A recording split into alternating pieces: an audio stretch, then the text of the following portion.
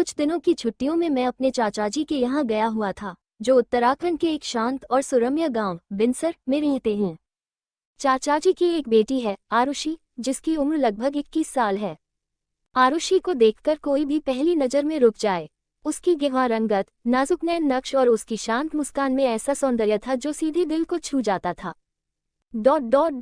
मैंने जब पहली बार आरुषि को देखा, तब वह बाग में पेड़ों को पानी दे रही थी। हल्की हवा उसके खुले बालों से खेल रही थी और सूरज की किरणें उसकी मुस्कान पर पड़ रही थी। मैं कुछ पल के लिए ठिठक गया। गांव की उस सादगी में छिपी ये सुंदरता मेरे लिए बिल्कुल नई थी। आरुषि बेहद मिलनसार थी। पहले दिन ही उसने मुझे पूरे गांव की सैर करवाई, पुराना शिव मंदिर, पहाड़ी झरना और वो झील जहां अक्सर शाम को सूरज ढलते ढलते उसकी रोशनी पानी पर नाचने लगती थी। इन सब जगहों में मुझे सबसे सुंदर जो चीज़ लगी वो थी आरुषि की बातों में छिपी मासूमियत और उसकी आंखों में बसी सहजता। दिन बीतते गए और हम दोनों की बातचीत भी गहरी होती गई। वो मुझे पहाड़ी लोकगीत सुनाती और मैं उसे शहर की कहानियां सुनाता। एक शाम जब हम झील के किनारे बैठे थे, उसने पूछा, तुम्हें यहाँ कैसा लग रहा है? मैंने उसकी ओर देखा और कहा, शांति मिली है यहाँ, और तुमसे मिलकर कुछ खास सा लगने लगा है। वो मुस्कराए और उस पल में जैसे सारी कायनात थम गई हो। क्या आप चाहते हैं कि कहानी रोमांटिक दिशा में आगे बढ़े या कुछ अलग मोड़ ले? आरुषि की मुस्कान उस पल मेरे जहन में बस गई। हम दोनों देर तक झील के किनारे बैठे रहे, बिना कुछ कहे। कभी कभी चुप्पियां भी बहुत कुछ कह जाती हैं। अगले कुछ दिनों में हमारा रिश्ता और भी गहरा हो गया। सुबह की चाय अब अकेले नहीं, साथ होती थी। गांव के मेले में हमने साथ झूले झूले, और एक बार जब बारिश आई तो हम दोनों भीगते हुए खेतों से घर लौटे, हंसते हुए, मिट्टी से सने, जैसे दो बच्चे हों जिन्हें दुनिया की कोई परवाह नहीं। पर जब छुट्टियां खत्म होने लगीं, दिल में एक अजीब सी कसक उठने लगी। आखिरी शाम, जब मैं लौटने की तैयारी कर रहा था, आरुषि चुप थी। मैंने पूछा, कुछ कहना चाहती हो? उसने हल्की आवाज में कहा, तुम वापस तो जाओगे, पर क्या फिर कभी लौटोगे? मैंने उसका हाथ पकड़ा और कहा, सिर्फ यहाँ नहीं लौटूंगा, बल्कि हर उस पल को जीने लौटूंगा जो हमने साथ बिताए हैं। हम दोनों ने कुछ वादे नहीं किए, बस एक यकीन छोड़ दिया उस पहाड़ों की हवा में कि अगर दिल से कोई रिश्ता जुड़ा हो तो दूरियां सिर्फ वक्त की बातें होती हैं। शहर लौटकर सब कुछ पहले जैसा था, भागदौड़, कॉलेज की पढ़ाई, दोस्तों की मस्ती, बट अंदर कुछ बदल गया था। आरुषि की यादें हर रोज के साथ थी, सुबह की चाय में उसकी मुस्कान, किसी गीत की धुन में उसकी बातें, और रात को नींद से पहले उसका चेहरा। हम दोनों ने फोन पर बात करना शुरू किया, पहले हर दूसरे दिन, फिर हर रोज। कभी तस्वीरें भेजते, कभी पहाड़ों की बारिश का हाल, तो कभी शहर की भागती ट्रैफिक का मजाक। लेकिन धीरे धीरे दूरी अपने असर दिखाने लगी। एक दिन आरुषि की आवाज कुछ बदली बदली सी लगी। मैंने पूछा, सब ठीक है? उसने थोड़ी देर चुप रहकर कहा, शायद अब हमें हकीकत से बात करनी चाहिए। यहाँ पापा मेरी शादी की बात कर रहे हैं, और तुम इतने दूर हो। उस वक्त लगा जैसे कोई ठंडी हवा दिल के आर पार हो गई हो। मैंने उससे कहा, आरुषि, अगर तुम चाहो तो मैं आऊंगा, बात करूंगा। हम इस रिश्ते को एक नाम दे सकते हैं। उसने बस इतना कहा, मैं चाहती हूँ। पर क्या तुम वाकई इसके लिए तैयार हो? अब मेरे सामने दो रास्ते थे, एक जो करियर, जिम्मेदारियों और व्यावहारिक सोच से भरा था, और दूसरा जो दिल की आवाज सुनता था, आरुषि तक वापस लौटता था। क्या आप चाहते हैं कि मैं इस मोड़ पर उसका फैसला बताऊं या दोनों संभावनाओं पर दो अंक लिखूं? मैंने उस रात बहुत देर तक छत पर टहलते हुए आसमान को देखा। शहर की चकाचौंध में तारे दिखते नहीं, पर आरुषि की आंखों जैसी चमक याद थी मुझे। दिल बार बार कह रहा था, अगर कुछ सच्चा है तो उसके लिए लड़ना चाहिए। अगली सुबह मैंने तय कर लिया, मैं बिनसर वापस जाऊंगा। 2 दिन बाद मैं चाचा जी के घर के बाहर खड़ा था। आरुषि दरवाजे पर खड़ी थी, हैरानी से मुझे देख रही थी। मैंने बिना कुछ कहे उसके सामने वो छोटा सा डिब्बा खोला जिसमें एक साधारण सी अंगूठी थी। मुझे नहीं पता आगे क्या होगा, पर मैं जानता हूँ कि हर सुबह तुम्हारे साथ उठना चाहता हूँ। तुमसे दूर रहकर सब कुछ अधूरा लगता है। उसकी आंखों में आंसू थे, पर वो खुशी के थे।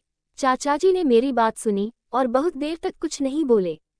फिर बोले, बेटा, अगर तुम्हारे इरादे सच्चे हैं तो मैं मना नहीं करूँगा। आज 3 साल हो गए हैं उस दिन को। मैं और आरुषि अब उसी गांव में एक छोटी सी लाइब्रेरी चलाते हैं, बच्चों के लिए कहानियां, बड़ों के लिए किताबें, और हमारे लिए हर रोज एक नई सुबह। कभी कभी एक मुलाकात ही जिंदगी की सबसे खूबसूरत कहानी बन जाती है। समय धीरे धीरे बहता रहा, जैसे पहाड़ी नदियां, शांत मगर गहराई लिए हुए। लाइब्रेरी अब गांव के बच्चों की पसंदीदा जगह बन चुकी थी। आरुषि हर सुबह अपनी चुनी हुई किताबें पढ़ती थी बच्चों को, और मैं पुराने लकड़ी के शेल्फ पर नई किताबें सजाता।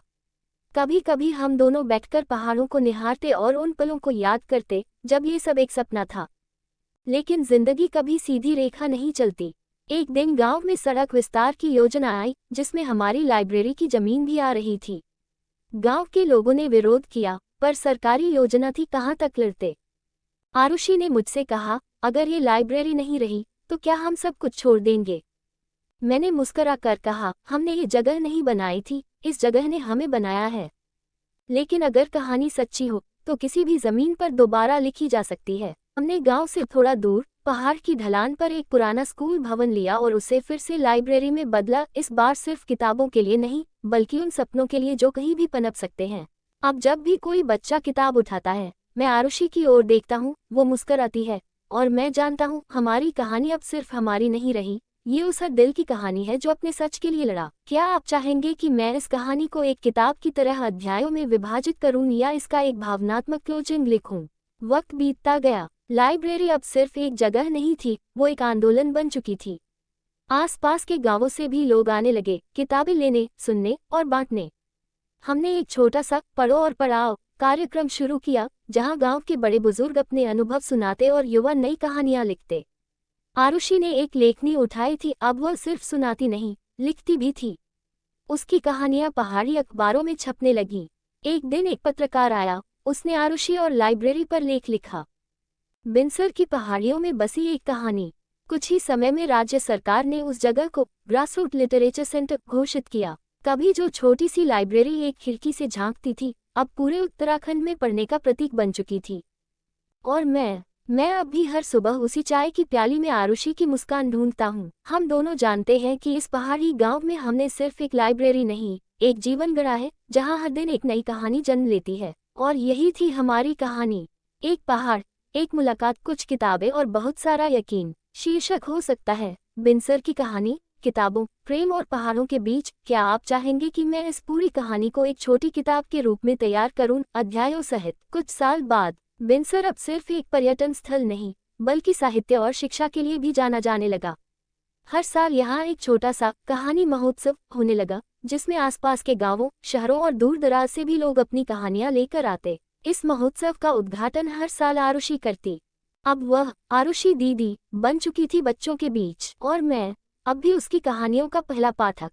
हमारी जिंदगी अब एक सुंदर लय में थी, सुबह सूरज के साथ उठना, दिन भर किताबों और बच्चों के बीच रहना, और शाम को पहाड़ियों के सन्नाटे में चाय की प्याली के साथ नई योजनाएं बुनना। एक शाम आरुषि मेरे पास बैठी और बोली, सोचा है इस सब का क्या होगा हमारे बाद? मैंने कहा, हम तो बस एक शुरुआत हैं। हमारी असली कहानी तो वो बच्चे लिखेंगे जो आज पहली बार किताब खोल रहे हैं। और यहीं से एक नई शुरुआत हुई, एक ट्रस्ट की। हमने पहाड़ी शब्द नाम से एक संगठन बनाया, जो हर छोटे गांव तक किताबें, कहानियां और शिक्षा ले जाने का सपना देखता था। हमारे अपने बच्चे भी अब बड़े हो चुके थे। एक ने डॉक्यूमेंट्री बनाई बिनसर की इस यात्रा पर, और दूसरी ने पहाड़ी लोककथाओं को कॉमिक्स में बदल दिया। कहानी अब सिर्फ हमारी नहीं रही, यह एक पीढ़ी से दूसरी पीढ़ी तक जाती लौ बन चुकी थी, एक ऐसी रोशनी जो न धीमी होती है, न बुझती है। और इस तरह बिनसर की उस पहली मुलाकात से निकली एक मुस्कान, एक पूरे समाज की आवाज बन गई। क्या आप चाहेंगे कि मैं इस कहानी को एक संपूर्ण लघु उपन्यास के रूप में अध्यायबद्ध करूं और उसका प्रस्तावना या पहला अध्याय अभी तैयार कर दूं? कुछ साल और बीते। हमारी लाइब्रेरी अब बिनसर का एक अहम हिस्सा बन चुकी थी। बच्चों से लेकर बुजुर्गों तक हर उम्र के लोग यहाँ आते। आरुषि और मैंने साथ मिलकर पहाड़ी शब्द को और मजबूत किया, जिससे गांव के हर कोने तक किताबें पहुंचने लगीं। हम दोनों ने तय किया कि इस यात्रा को और विस्तारित करेंगे, ताकि हर छोटे से गांव में भी एक जगह हो जहां बच्चे और बड़े एक साथ मिलकर न केवल पढ़ें, बल्कि अपनी अपनी कहानियां भी लिख सकें। एक दिन हमें राज्य सरकार से एक प्रस्ताव मिला, उत्तराखंड के शहरी और ग्रामीण क्षेत्रों के बीच सांस्कृतिक और साहित्यिक पुल बनाने का। ये प्रस्ताव हमारी लाइब्रेरी को एक राष्ट्रीय पहचान दिलाने के लिए था।